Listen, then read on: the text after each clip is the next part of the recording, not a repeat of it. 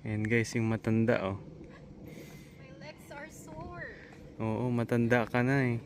Sakit. Leg day kahapon. Sakit. Ano ka na eh, senile. Alright guys, nasa dealership tayo. Iiwan na natin si Cora dito. And welcome. Welcome sa aking bagong ride.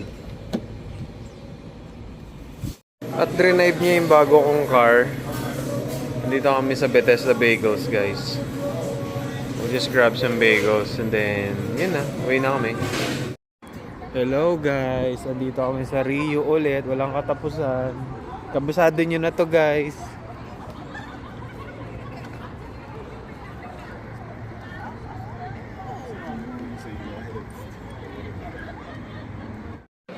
Nag-gym pala kami ni Nika ngayon and then post-workout food namin, meal namin, ayan, nag-Nando's kami, chicken.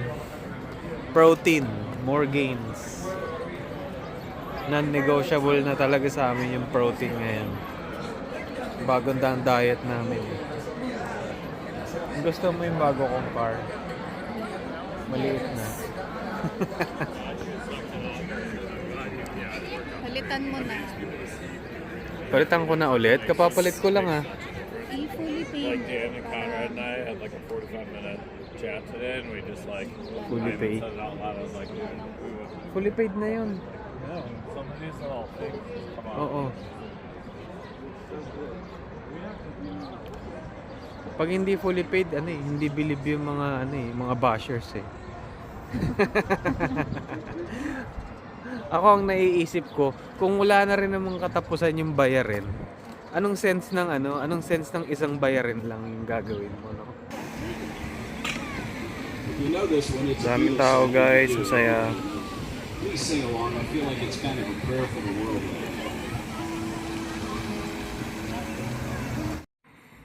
Okay guys, tayo magdi-discover ng mga dito, walking park. Ay, ang init. Grabe.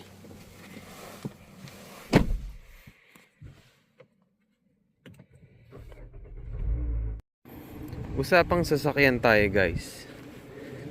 Una, ano bang pinaka-practical na sasakyan para sa atin, mga Pinoy na bago dito sa Amerika? Una, of course, kino-consider natin yung pinakamura, yung pasok sa budget. Parang mga ganito, yung mga sedan, mga maliliit lang. Lalo na kung dalawa lang kayong pumunta dito, mag-asawa, or mag-isa lang kayo. So, hindi naman kayo mabibitin sa gantong sasakyan, mga maliliit. I-consider nyo lang siguro kung mag-start kayo ng family or mag-grow kayo ng family. Pero wala namang mali na piliin yung ganitong sasakyan, yung maliit. Ang downside lang siguro ng maliit na sasakyan, yung trunk space.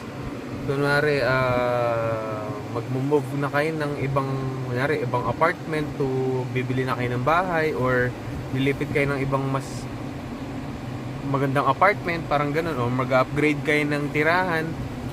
At kapag pag nilalagay niyo yung mga gamit niyo, konti lang talaga may lalagay. Or kunwari, dalawa mag-asawa kayo, marami kayong binibili kapag nag-grocery kayo, medyo mabibidin kayo sa space ng ng gino-grocery niyo. Siyempre, wala naman sa ating makakapag-control, di ba? Kung dapat konti lang bilhin mo, wala naman pwedeng dapat magdikta sa inyo ng ganun eh. Depende sa inyo yun kung gaano kayo karaming bumili. O lalo na, 'di ba, kapag kaka-move niyo lang sa isang apartment at bumibili na kayo ng mga furnitures, mahirap na magkasya yung mga bibili niyo, mga kunyari TV, ganyan. Nag-splurge kayo sa 65 inch and pataas. Baka hindi magkasya. Yun ang problema, no? Practical ba ang maliit na sasakyan? Dito sa Amerika siguro ang pinaka-practical yung mga compact SUVs. Yung parang mas maliit ng konti sa CR-V, RAV4 or CX-5. Sa Mazda alam ko parang mga CX-30, mga ganyan. Kung kaya nyo mag-umpisa sa mga ganun na compact SUVs, mga ganyan, much better. Kasi yung size ng ganung sasakyan is parang yung open yung mind nyo for expansion ng space para sa ganun nga kapag mag-grocery kayo or may susunduin kayo sa airport at kailangan ng space para sa mga bagahe, so hindi kayo mabibitin or saktong magkakasya at may pasahero pa kayo na komportable. Yan. Para kanino ba ang mga sedan? Siguro ako sa tingin ko okay yung sedan, kunyari second car mo dito sa Amerika, kunyari matagal ka na dito sa Amerika, mga at least 5 years. Magandang alternative yung yung maliit na sasakyan pang pang city driving lang, no? Yung drivability kasi ng maliit na sasakyan okay kunyari may punta ka lang sa appointment, dental appointment, mga ganyan. So yung SUV mo reserve mo na lang yun pang mga road trips kapag yung mga pamilya, di mo pupunta kayo ng mga kung ano-anong outing, di ba? Yung maliit na sasakyan kasi kapag yung state na kung nasaan kayo, kapag medyo harsh yung weather, kapag winter time, mga ganyan, or binabaha, medyo risky lang din dalhin yung maliit na sasakyan, no? Baka matrap sa flood, or lalo na pag snow, magaan yung sasakyan, baka pag natrap kayo dun sa ng medyo may inches ng snow, baka mahirap kayong makalabas. Yan, ganyan. Hindi porke all-wheel drive parang weatherproof ka na. Hindi totoo yun. Second hand or brand new na sasakyan. Sa panahon ngayon, na research ko ay good deal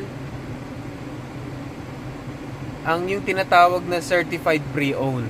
Ito yung parang second hand siya, pero parang pumasa as brand new, parang ganun. Certified pre-owned siya ng dealership dahil pumasa siya as parang brand new, parang ganun yung concept. At saka na siya, na well inspect siya, parang na refresh siya ng ng dealership. So kung second hand ang hinahanap nyo, pero parang yung security level na gusto nyo is parang brand new, go for certified pre-owned or yung CPO. Yan, naalagaan siya ng dealership or parang well inspect siya, marami siyang pinalitang mga piyesa na na bago ibenta, bago pinasa for CPO, parang ganun. Maintenance ng sasakyan, madugo ba? Siguro kapag nakabumili kayo ng medyo luxury level na, medyo madugo talaga. You will never go wrong sa sa Japanese brands. O yung mga alam niyo na yan, Toyota, Mazda. May na kasi ang dito, no? Ba't yung Mitsubishi walang masyado dito, no? Honda, ayan, talaga yung mga yan, yung reliability ng mga yan. Mag-research din kayo kung if ever na ang brand na gusto nyo yung medyo medyo top tier. Kasi hindi porke maganda yung pangalan ng brand na binibili nyo, hindi kayo bibigyan ng sakit na ulo. Mag-research kayo kasi marami rin sa mga brand na yon, marami rin mga tawag dito, mga recall, mga ganun. So ang hirap naman kung yung dito sa Amerika kapag naging busy ka na, ang hirap naman maperwisyo yung oras mo kapag may mga may mga ganong issue na na lumalabas sa sasakyan niyo. So go for the most reliable brand. Maintenance, alam nyo, ang hirap kasi kapag maintenance tip bibigyan ko kayo hanggat wala kayong napapansing ano sa sasakyan nyo, parang kakaiba. Hanggat maaari ang ipagawa nyo lang ay oil change, kasama na yung oil filter doon, papalitan, and tire rotation. Yung iba kasi yung tire rotation sa tire alignment Siguro yung tire alignment gawin nyo lang yan every 10,000 miles, parang ganun, or 15,000 miles, depende sa recommendation, ano. Pero makaramihan kasi ng dealership, pag magpapaservice kayo, pagpasok nyo doon, kung ano-anong inaalok, yung mga inspection, tapos papalitan yung mga cabin air filter, engine air filter, kaya na lang magpalit ng mga yun, napakamura. Parang ipapatong nila doon, parang more than $100 So, mindful kayo sa ganun. Ang pinaka-basic talaga, oil change, oil filter, tire rotation. Yung tire rotation, importante rin yan, pinapagawa nyo. Ang tire rotation kasi pag-iiba-ibahin nila yung pwesto ng mga gulong nyo. Kung yung parang dito, example, itong yung gulong sa harap, sa driver side, ipapalit nila doon sa sa passenger side sa likod. Yun naman ang nasa harap para pantay yung pag-ubos ng goma. Kasi pag hindi nyo yung ginagawa, parang hindi pantay yung pagkayod ng goma parang ganun. So baka makaramdam kayo ng ibang kakaiba sa sa balance ng ng steering, mga ganyan. Pero kapag feeling nyo yung sasakyan nyo parang kumakabig na, most likely parang kailangan alignment yan And wag kayong mahihiya sa dealership kapag may feeling, napapansin nyo parang may kakaiba na sa sasakyan nyo, parang may tunog kakaiba na. Mag-schedule kayo ng appointment dahil in-honor talaga ang warranty dito. Yan. Kasi mostly parang 3 years ang parang ganun warranty, parang ganyan. So kung medyo bago-bago yung sasakyan nyo, may napapansin kayo, huwag kayo mahihiya, mag-schedule kayo ng appointment for warranty. So tandaan nyo yun guys, yung very basic talaga. Pag may narinig kayo sa advisor nyo na may papatungan siya na na papalitan yung wiper yung mga fluid, mga ganyan, fluid flashing, mga ganun. Huwag niyo na ipagawa,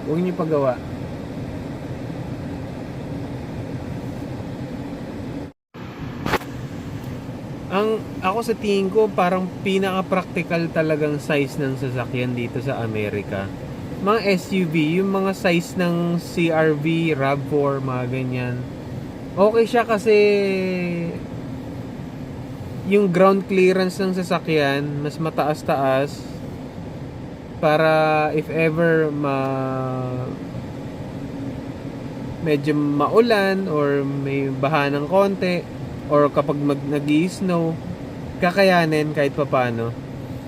And yung trunk space, yun nga, dahil katulad ng sinabi ko, kapag mag-grocery kayo na medyo napararami-rami, o kunwari may bisita kayo na marami kayong kailangan bilhin, o isasama nyo sila na marami silang gamit or maraming pinamili, isipin nyo yung mga ganong instances na pwedeng mangyari, nakakailangan ninyo talaga ng space. Yung situation nyo is ganon na from time to time may bumibisita sa inyo or may binibisita kayo, i-consider nyo yung space ng sasakyan. Kaya practical talaga yung mga ganong size.